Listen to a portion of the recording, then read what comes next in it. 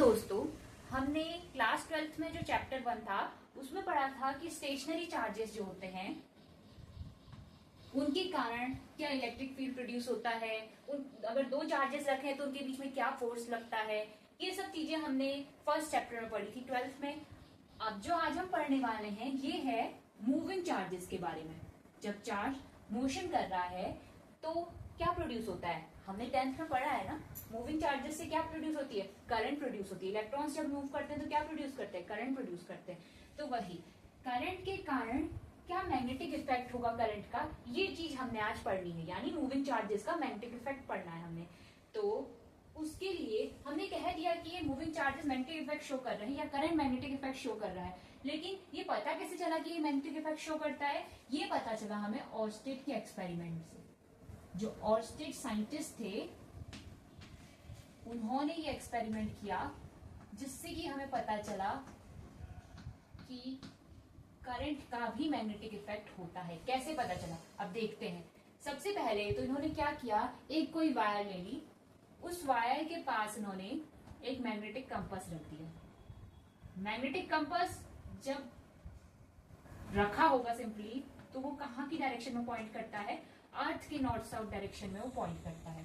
अभी इस वायर से कोई करंट नहीं जा रही थी, तब ये अर्थ के नॉर्थ साउथ की डायरेक्शन में पॉइंट कर रहा था ये मैग्नेटिक कंपास। अब उन्होंने जैसे ही इससे करंट भेजी तो ये मैग्नेटिक नीडल डिफ्लेक्ट करने लगी और ये डायरेक्शन चेंज करने लगी अपनी। तो इसका मतलब क्या हुआ, इसका मतलब ये हुआ कि कोई मैग्नेटिक फील्ड इसमें इफेक्ट पर दूसरा आ रहा था जिस वजह से मैग्नेटिक नीडल डिफ्लेक्शन शो कर रही थी। अच्छा, फिर उन्होंने क्या किया, उन्होंने फिर इसकी डायरेक्शन चेंज करी इस करंट की। जो करंट इस वायर से जा रही थी उसकी डायरेक्शन चेंज करी और मैग्नेटिक कंपास रहने दिया। तो जब करंट नहीं थी तो ऑब्वियस है वो कहाँ को पॉइंट करेगा, अर्थ के नॉर्थ साउथ की ओर को पॉइंट करेगा। लेकिन जैसे ही इसमें करंट भेजी, अब रिवर्स डायरेक्शन में करंट भेजी, तो अब जो नीडल है वो डिफ्लेक्शन शो करेगी दोबारा, लेकिन अपोजिट डायरेक्शन में डिफ्लेक्शन शो करने लगी वो। तो इससे उन्हें पता चला कि जो करंट कैरिंग कंडक्टर है ये कुछ मैग्नेटिक फील्ड प्रोड्यूस कर रहा है जिसके कारण डिफ्लेक्शन आ रहा है। और इस मैग्नेटिक फील्ड की शायद डायरेक्शन भी अलग अलग है, क्योंकि जब करंट इधर को भेजी हमने तब ये जो है ऊपर को डिफ्लेक्शन शो किया इस कंपास ने, और जब इधर को करंट भेजी, डायरेक्शन चेंज करी हमने करंट की, तो इसमें डिफ्लेक्शन दूसरी साइड को आया। तो इस एक्सपेरिमेंट से उन्हें पता चला कि करंट कैरिंग कंडक्टर जो है वो मैग्नेटिक फील्ड प्रोड्यूस करता है और उस मैग्नेटिक फील्ड की कोई डायरेक्शन भी होती है।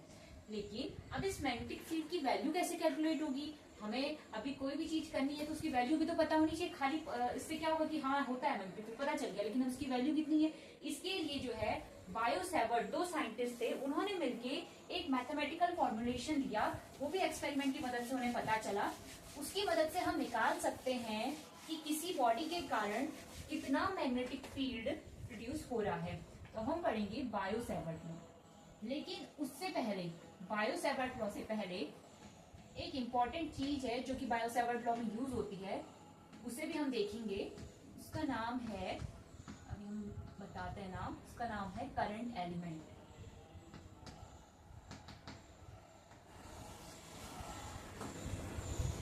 उसका नाम है करंट एलिमेंट। अब ये करंट एलिमेंट क्या होता है, देखिए हमने आपसे कहा स्टार्टिंग में कि ये मूविंग चार्जेस का मैग्नेटिक इफेक्ट है। मूविंग चार्जेस यानी करंट का मैग्नेटिक इफेक्ट है।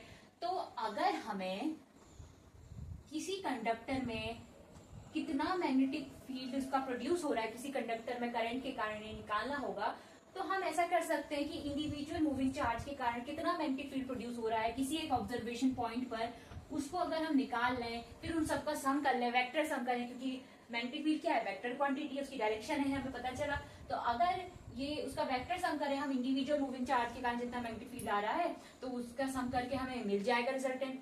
लेकिन इंडिविजुअल मूविंग चार्जेस के कारण निकालना काफी टफ हो जाता है, इसलिए उसकी जगह पर हमने क्या ले लिया, मूविंग चार्जेस ही तो करंट बना रहे हैं। अगर वही करंट बना रहे हैं तो उसकी जगह अगर हम करंट ले लें, करंट के लिए करंट एलिमेंट ले लें। करंट एलिमेंट मतलब इसमें करंट जा रही है इस वायर में, इसका एक छोटा सा एलिमेंट ले लिया मैंने, स्मॉल एलिमेंट ये ले लिया डीएल लेंथ का। और ये डीएल लेंथ का जो एलिमेंट है ये वेक्टर है और उसकी डायरेक्शन क्या है, करंट की डायरेक्शन। हालांकि करंट खुद एक वेक्टर क्वांटिटी नहीं है, करंट की ऐसी क्वांटिटी है, current is a scalar quantity, लेकिन फिर भी उसकी डायरेक्शन होती है। तो इस डीएल एलिमेंट की डायरेक्शन वही है जो करंट की डायरेक्शन है। ये एलिमेंट ले लिया और इसी को उसने कहा करंट एलिमेंट। इसी एलिमेंट को उसने कहा करंट एलिमेंट। अब बायो-सेवर्ट लॉ में इसकी क्या जरूरत है और इससे कैसे इसकी मदद से जो है इस लॉ में मैग्नेटिक फील्ड निकाला है। अच्छा, अब हमने ये वायर तो बनाई है, इसी वायर में देखते हैं करंट आई जा रही है, डीएल इसका लेंथ एलिमेंट है।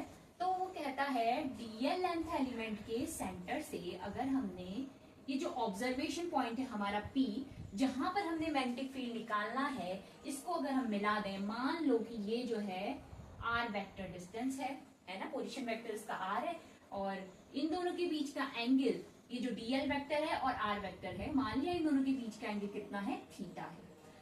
तो और सपोज मैग्नेटिक फील्ड जो इस पी पॉइंट पर आया वो डीबी आ गया, मैग्नेटिक फील्ड डीबी आ गया, तो इस डीबी की वैल्यू कैसे कैलकुलेट करेंगे? इस डीबी की वैल्यू कैलकुलेट करेंगे, वो कहता है जो मैग्नेटिक फील्ड आएगा किसी करंट कैरिंग कंडक्टर के एक एलिमेंट, करंट एलिमेंट डीएल के कारण, this magnetic field will be directly proportional to the current through that element, यानी आई के प्रोपोर्शनल होगा। और दूसरी चीज किसके प्रोपोर्शनल होगा कहा उन्होंने, dB will be directly proportional to the length of the element dl। फिर तीसरी चीज उन्होंने कहा, ये लेंथ किसकी थी, करंट एलिमेंट की लेंथ थी dl।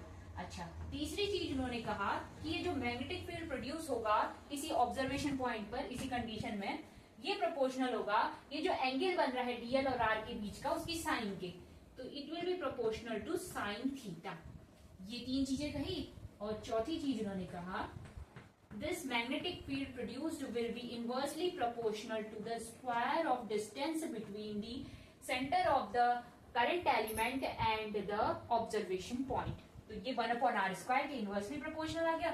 अब देखो चार चीजें पता चली हमें कि किस किस के प्रोपोर्शनल है। अब जो प्रोपोर्शनलिटी का नियम होता है उसके हिसाब से अगर हम देखें तो इसकी वैल्यू हो जाएगी dV is proportional to I dl sin theta upon r²।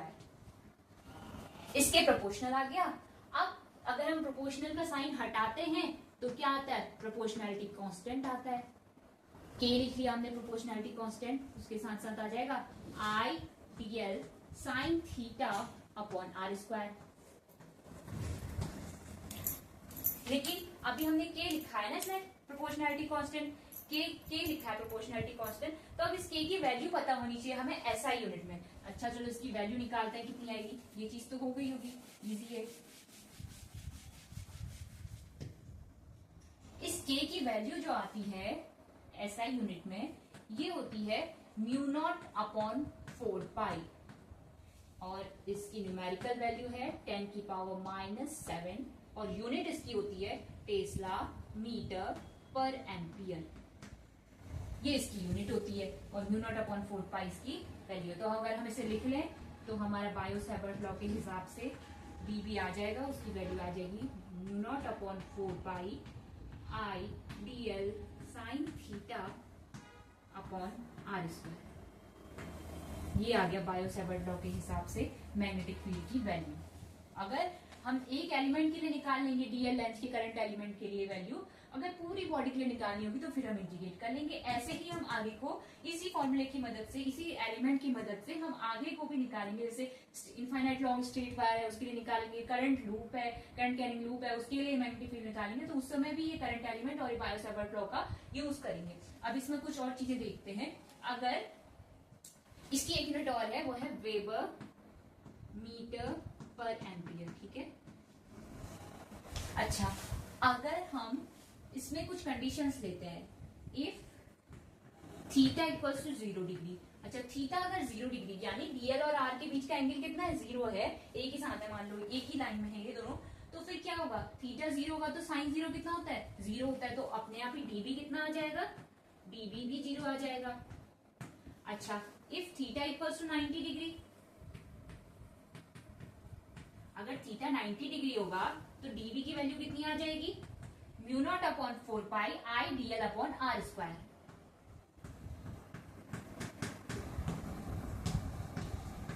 ये इस मैग्नेटिक फील्ड की वैल्यू आ जाएगी अगर डीएल और आर एक दूसरे के जो है वो परपेंडिकुलर होंगे। ठीक हो गया, ये चीज हमारी आ गई। अब हम आगे को देखते हैं कि ये हमने डीबी की वैल्यू निकाली, अब इसका वेक्टर फॉर्म निकालें, क्योंकि हमने पहले ही देख लिया था कि ये जो डीबी है, ये जो मैग्नेटिक फील्ड है, इसकी क्या है, डायरेक्शन भी है, डायरेक्शन है तो यानी वेक्टर फॉर्म भी हो रही होगी, तो इसकी वेक्टर फॉर्म में से निकालते हैं, अभी तो स्केलर फॉर्म में है ना, तो अभी इसके हम वेक्टर फॉर्म निकालते हैं।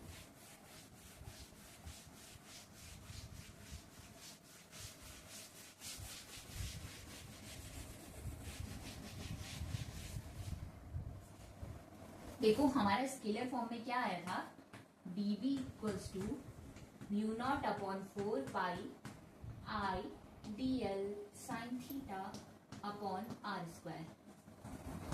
अब अगर मैं मॉड आर से ऊपर नीचे गुणा कर लूं तो क्या होगा, यहाँ भी आर से गुणा कर लिया, यहाँ भी आर से गुणा कर लिया, तो ये कितना आया, mu naught upon 4 pi I mod dl mod R sine theta upon R square है, आर और आ गया तो आर क्यूब हो गया है।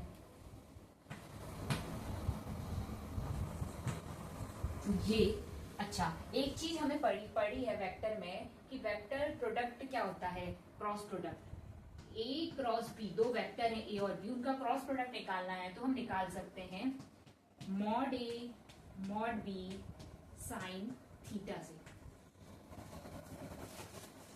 तो यहां भी देखो इसी फॉर्म में है ना, mod DL mod R sine theta, तो हम इसे क्या लिख सकते हैं, DL cross R. DL vector किस डायरेक्शन में, करंट की डायरेक्शन में, आर वेक्टर क्या है, पी पॉइंट को जोड़ने वाला वेक्टर है, तो ये हो जाएगा mu naught upon 4 pi, DB vector की वैल्यू होगी mu naught upon 4 pi I DL cross R upon R cube. ये हमारा आ गया मैग्नेटिक फील्ड वेक्टर फॉर्म में, ये वेक्टर फॉर्म में मैग्नेटिक फील्ड आ गया। यहाँ पर हमने अभी देखा था अगर इसमें से आर आर हटा दें तो ये क्या था, स्केलर फॉर्म का मैग्नेटिक फील्ड था, ये वेक्टर फॉर्म में आ गया है। अब इसकी डायरेक्शन अगर मैं फाइंड आउट करनी हो तो कैसे निकालेंगे, इस केस में क्या डायरेक्शन आएगी, देखो करंट कहाँ जा रही है, ठीक ऊपर को जा रही है, आर वेक्टर ऐसे है, तो अगर ये डीएल क्रॉस आर की डायरेक्शन जो होती है ना क्रॉस प्रोडक्ट में, डीएल क्रॉस आर की जो डायरेक्शन होगी, यानी डीएल और आर दोनों से परपेंडिकुलर आएगा, जो डीबी आएगा बी, तो इसलिए कैसे निकालते हैं, इसके राइट हैंड रूल से हम निकाल सकते हैं। वो कहता है कि डीएल से आर की ओर को फिंगर कर्ल करो, ए से बी की ओर को फिंगर कर्ल करो, तो जहां को आपका थंब पॉइंट करेगा उस डायरेक्शन में आपका रिजल्टेंट वेक्टर आएगा। तो डीएल क्रॉस आर करा, डीएल से आर की ओर को फिंगर कर्ल करी, जो रिजल्टेंट वेक्टर आ रहा है वो थंब की डायरेक्शन में आएगा, यानी नीचे को। अच्छा, एक चीज और है इसमें, जब आपको मैग्नेटिक फील्ड को रिप्रेजेंट करना हो 2D प्लेन में, अब जैसे नीचे को जा रहा है, अब ये है तो 3D में, लेकिन हमें मैग्नेटिक फील्ड तो मतलब 3D में जा रहा है, लेकिन हमें तो 2D में दिखाना है, तो हम कैसे दिखाएंगे, तो अगर ये अंदर को जा रहा होता है शीट के तो उसको क्रॉस से रिप्रेजेंट करते हैं, और जब इनसाइड होता है मैग्नेटिक फील्ड, और जब मैग्नेटिक फील्ड बाहर को आ रहा होता है तब हम उसे डॉट से रिप्रेजेंट करते हैं। आउटसाइड आ रहा हो मैग्नेटिक फील्ड तो डॉट से रिप्रेजेंट करेंगे, अगर वो इनसाइड जा रहा होगा तो किससे रिप्रेजेंट करेंगे, क्रॉस से रिप्रेजेंट करेंगे। ये चीजें हमने सीखी बायो-सैवर्ट लॉ में। अब हम इसके आगे बायो-सैवर्ट लॉ का एप्लीकेशन सीखेंगे, और इसमें हम ये देखते एक चीज ये देखेंगे कि जो एक बी है, इस बी की यूनिट क्या है, ऐसा यूनिट क्या है। अच्छा, ये चीज मैंने आपको बताई थी कि म्यू नॉट अपॉन 4 पाई की यूनिट क्या थी, इसकी यूनिट थी टेस्ला मीटर पर एम्पियर थी। अच्छा, आई की यूनिट क्या होती है, आई एम्पियर होता है, ठीक हो गया। डीएल की क्या यूनिट होती है, डीएल की यूनिट मीटर होती है। ये आर है, आर की क्या यूनिट होती है, आर की भी मीटर होती है, ऐसा यूनिट। अब नीचे क्या है, आर क्यूब है, उसकी यूनिट क्या होगी, मीटर क्यूब होगी, मीटर क्यूब होगी। तो अब अगर हम इसे सॉल्व करेंगे तो इसकी वैल्यू कितनी आएगी, इसकी वैल्यू कितनी आएगी, यहां पर दिख रहा है नहीं दिख रहा है पता नहीं, यहां पर लिख लेते हैं इसे, टेस्ला मीटर पर एम्पियर इंटू मीटर आई का एम्पियर अपॉन मीटर क्यूब। तो अब यूनिट कितनी आएगी, ये देखिए मीटर मीटर मीटर ये कट गया, मीटर क्यूब पूरा, एम्पियर से पर एम्पियर कट गया, तो सिर्फ क्या बचा, टेस्ला बचा। टेस्ला बचा तो जो ये डीबी है यानी जो मैग्नेटिक फील्ड है उसकी यूनिट क्या आई, इसकी यूनिट आई टेस्ला, ऐसा यूनिट। मैग्नेटिक फील्ड बी की एसआई यूनिट जो है वो आई टेस्ला। अब हम ये चीजें देखेंगे, इस बायो-सैवर्ट लॉ के एप्लीकेशन को देखेंगे हम। एप्लीकेशन किस किस चीज में करेंगे? हम करेंगे इनफाइनाइट लॉन्ग स्ट्रेट वायर में करेंगे, और आगे हम करंट कैरिंग लूप में करेंगे, उसकी एक्सिस पर मैग्नेटिक फील्ड निकालेंगे, उसके सेंटर पर मैग्नेटिक फील्ड निकालेंगे, तो उसमें हम इस लॉ का एप्लीकेशन करेंगे।